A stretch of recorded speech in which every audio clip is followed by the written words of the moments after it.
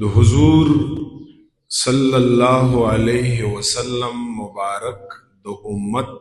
اکابر علما د حضور علیه الصلاۃ والسلام مبارک د امت مشران علماء کرام دا خو ډیر زیات دي په لکاو تعداد کې دي خدا غینا د یو شخصیت یا وقت په بنیاد باندې د یو دو شخصیاتو انتخاب هغه ما کړی دی صرف د نمونې لپاره نمونه یو مثال ستاسو په وړاندې هغه پیش شي او بیا ټول داسې دي تقریبا د نبی علیہ السلام ځکه نن سبا زبان درازي دا ډیره زیاته شوې ده او ته چې لاندې علماء کرامو نه دا ترتیب را شروع نه کړې صحابه کرام اهل بیت علیهم السلام او سلف او تابعین او تبع تابعین بیا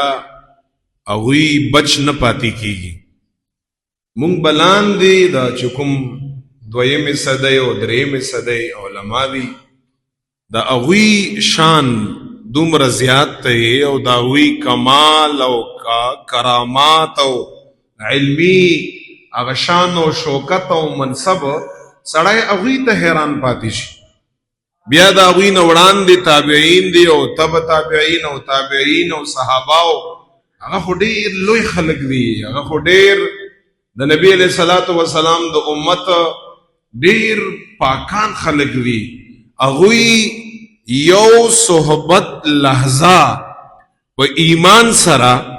د حضور مبارک و په مجلس کې ناستا یو لحظه په ایمان باندې ناستا چې ما اوتا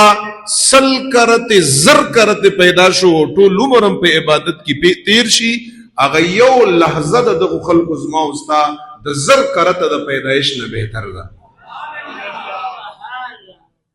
نن سبا خلک داسې بل طرف ته روان دي عام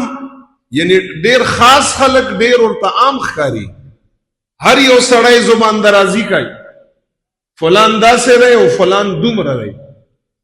فلان د دې نه مخکې دی او فلان د دې نه وروستو دی